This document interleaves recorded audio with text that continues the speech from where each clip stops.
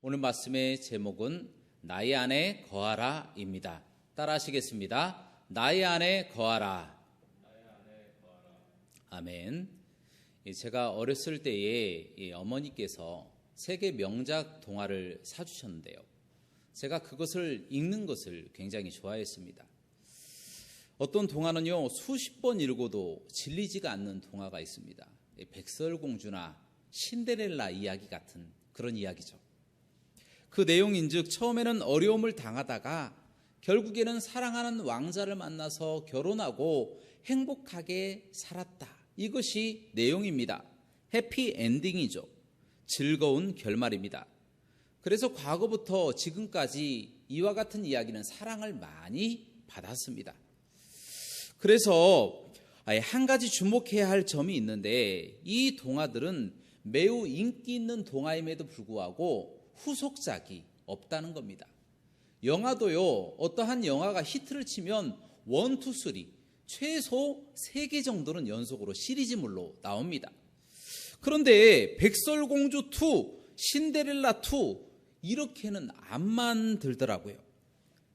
왜일까요? 왜 동화책에는 그 이후의 이야기가 나오지 않을까요?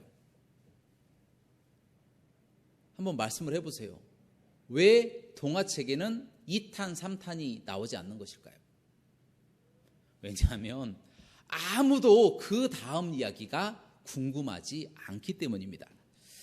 여러분, 만약 백설공주 2가 나온다면 어떨까요? 제가 한번 글을 써보도록 하겠습니다. 백설공주는 왕자와 결혼하여 아이들을 낳았는데 세 쌍둥이 남자아이들 이어서 죽을 고생을 하고 아이를 낳았더랍니다. 그 이후 백설공주는 아이들을 키우느라 말도 험해지고 밤잠을 설치는 일이 많아 생체 리듬이 꼬여서 비정상적으로 살이 쪘더랍니다. 결국 왕자로부터 살 좀 빼라는 얘기를 듣게 됩니다. 그러자 백설공주는 당신이 나한테 해준 것이 뭐가 있냐고, 당신이나 잘하라고 맞받아치며 바가지를 긁습니다. 결국 둘은 큰 싸움이 붙어서 각자 방으로 가고 따로 쓰게 되었다는 것입니다. 그 후 백설공주는 나이가 많아서 눈도 거의 보이지 않고 무릎과 허리가 아프고 기억력도 좋아지지 않아서 요양병원에 들어가 큰 병을 얻어서 생을 마감하였다. 이것이 백설공주 2입니다. 여러분, 이 이야기가 재밌습니까? 재미없죠. 그런데 왜 이 이야기가 재미가 없습니까? 너무 현실적이기 때문이다라는 겁니다. 우리가 살아가고 있는 현실 삶을 그대로 반영해주는 모습이기 때문에 우리가 보기 싫어하고 듣기 싫어하는 것이다라는 겁니다. 이처럼 우리의 삶은요, 즐거운 일, 즐거운 소식, 행복한 사건만 있는 것이 아니라 심장이 멈출 듯한 그와 같은 고통이 우리에게 닥쳐오는 그러한 사건도 많이 있다라는 것입니다. 그래서 사람들은 옳고 그름을 떠나서 자신이 듣고 싶어하는 이야기, 자신이 보고 싶어하는 것만 보려고 하는 경향이 있습니다. 다른 모든 세상의 이야기들에 눈 감고 살아가기를 원한다라는 것입니다. 그 이상도 그 이하도 다른 것들을 말하거나 보는 것을 싫어하고 불편해한다는 것입니다. 구약성경 창세기 37장에 보면 이와 같은 부분을 구체적으로 설명하는 내용이 나와 있습니다. 이 말씀에는 야곱의 12아들인 요셉과 그 형제들이 나옵니다. 요셉은 어린 나이에 어머니를 잃고 그래서인지 아버지의 사랑을 많이 받고 자랐습니다. 특별히 이 아버지는 이 요셉에게 새색 옷을 이 아들에게만 지어주면서 극진히 이 아들을 사랑하였습니다. 그런 이유로 다른 형제들에게 미움을 받게 됩니다. 그런데 요셉이 더 미움을 받은 사건이 나옵니다. 바로 꿈 때문입니다.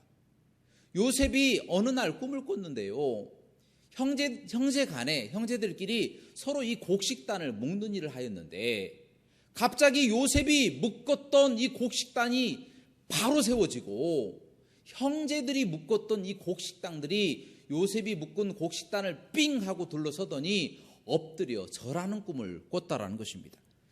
요셉은 그 꿈이 너무나도 신기하여서 형제들이 자기들을 미워한다는 사실도 모르고 적대심도 없이 자신의 꿈 얘기를 해버리고 말았습니다. 그 꿈 이야기를 듣고 형들은 크게 분개하여서 요셉을 혼내고 더 미워하기 시작하였습니다.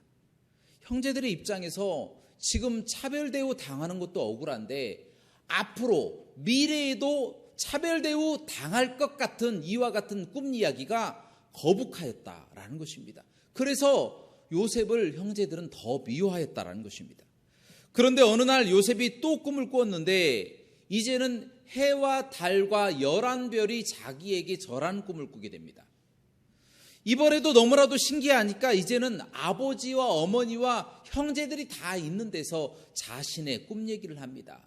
그러자 이번에는 자신을 이뻐했던 이 아버지까지도 자신에게 호통을 치면서 아니 그렇다면 나와 너희 어머니와 너희 형제들이 다 너에게 절할 것 같냐? 라고 호통치면서 혼냈다라는 것입니다. 많이 혼난 거죠.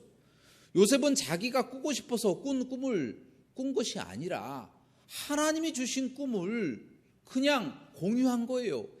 그냥 이야기한 것뿐인데 형제들뿐만 아니라 아버지마저도 자기에게 모진 소리를 했다라는 것입니다. 억울한 거죠.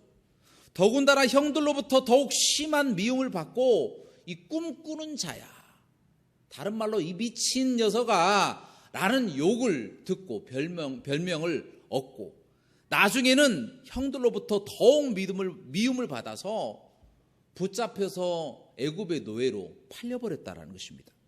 이 얼핏 보면 요셉은 오로지 하나님의 꿈 때문에, 다른 말로 하나님께 은혜를 받은 것 때문에, 하나님을 믿는 이 사실 하나 때문에 형들로부터 미움을 받고 노예로 팔려버렸다.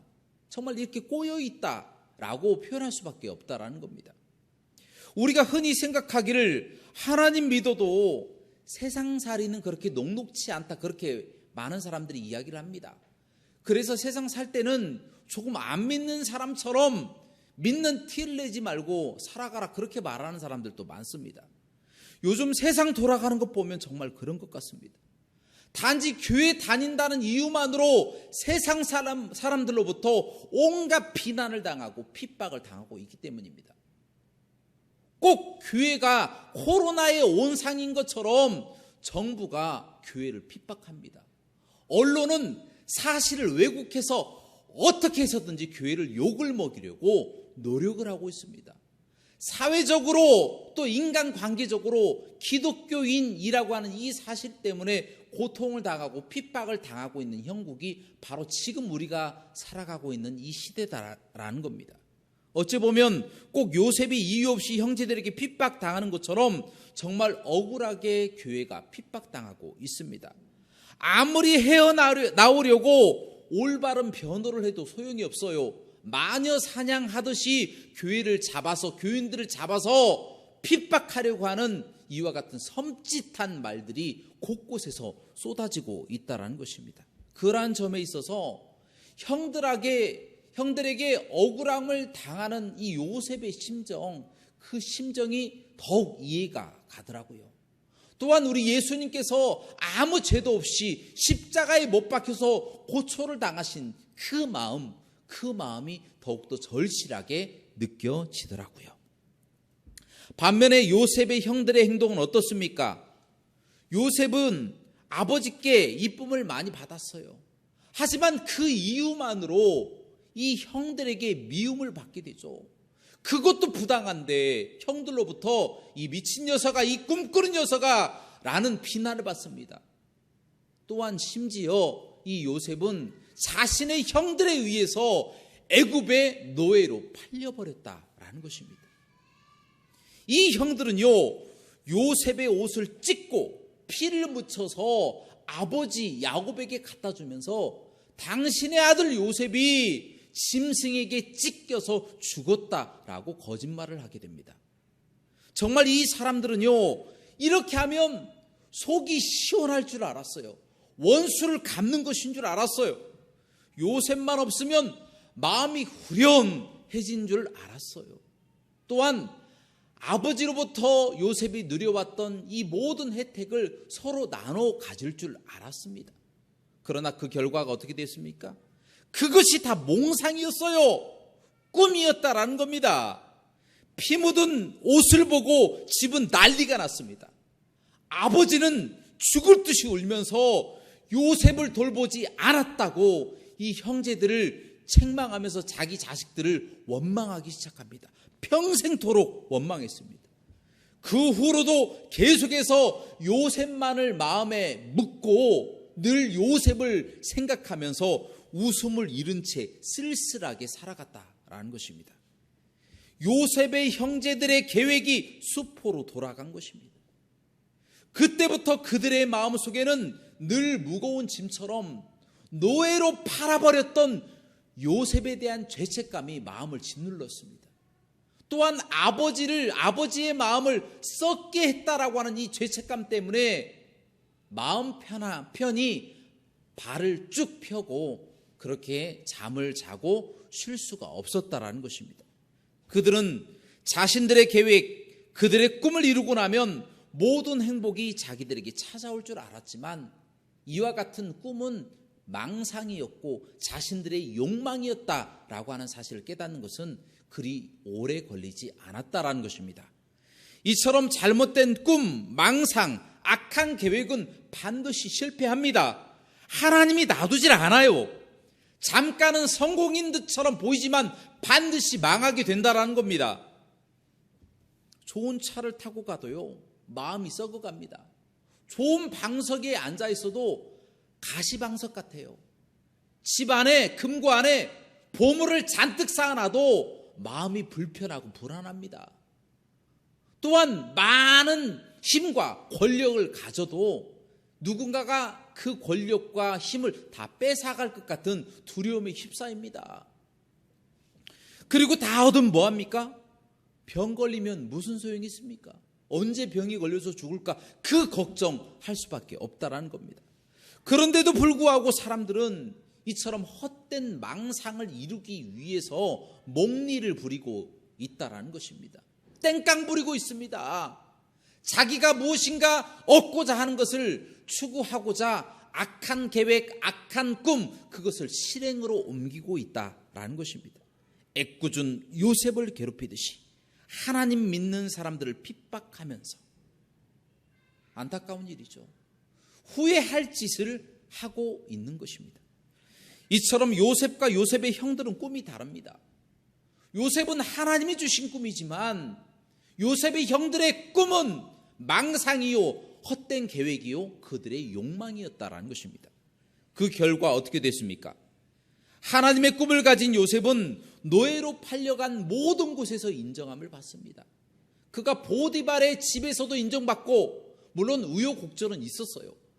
하지만 그 이후에 감옥 안에 들어가서도 하나님께 인정받고 사람들에게 인정받았습니다. 또한 나중에는 왕에게도 인정함을 받아서 그 나라의 총리가 되었다는 것입니다. 지금으로 비하면 미국의 트럼프 대통령 같은 사람이 된 거예요. 반대로 헛된 욕심으로 요셉을 팔았던 그 형제들은 어떻게 되었습니까? 기근이 너무 심하니까 굶어 죽을 지경이 된 거예요. 속된 말로 거지가 된 겁니다. 너무 배가 고파서 그 가나안 땅에서 수백 킬로미터 떨어져 있는 애굽까지 가서 다른 나라의 타국의 총리 앞에 고개를 조아리며 혹시라도 곡식을 팔지 않을까 두려워 떨면서 고개를 숙이고 있는 모습, 그 모습이 바로 헛된 꿈을 꾸는 사람들의 결과였다라는 겁니다. 바로 그들이 고개를 숙이고 있었던 그 총리가 누굽니까?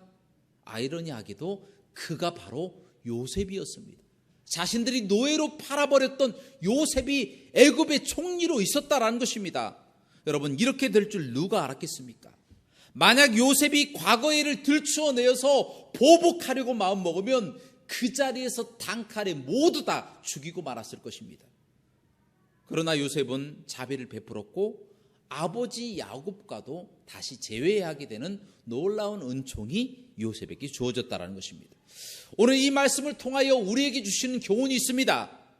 하나님의 꿈을 믿고 끝까지 참고 견디며 올바른 길로 나아가는 자에게는 필경 승리하게 되어진다는 것입니다. 하나님을 믿는 사람들에게는 이와 같은 축복이 주어지고 요셉처럼 승리하게 되지만, 반대로 자신의 욕심을 채우고자, 자신의 꿈을 이루고자, 자신의 욕망을 이루고자 달려가는 사람들의 결과는 바로 요셉의 형들처럼 타국에 가서 배가 고파서 이것 좀 제발 팔아주옵소서, 이것 좀 제발 먹을 수 있도록 도와주옵소서, 고개를 숙이는 거짓 신세가 될 수밖에 없다는 것입니다. 사랑하는 여러분, 비록 지금 우리가 사는 이 시대가 잠시 동안은 악이 승한 것 같고 악한 사람이 잘 되는 것 같고 이기는 것 같이 보입니다. 믿는 사람들의 삶이 녹록지 못하고 승리하지 못하고 망해가는 것처럼 보일 수도 있습니다. 하지만 하나님은 때가 되면 필격은 믿는 사람들의 꿈을 이루시고 요셉처럼 승리하게 하실 줄로 믿습니다. 그러므로 우리는 끝까지 하나님을 신뢰하고 우리에게 주신 천국 소망을 품고 견디며 살아가시는 저와 여러분들 되시기를 주님의 이름으로 축원합니다.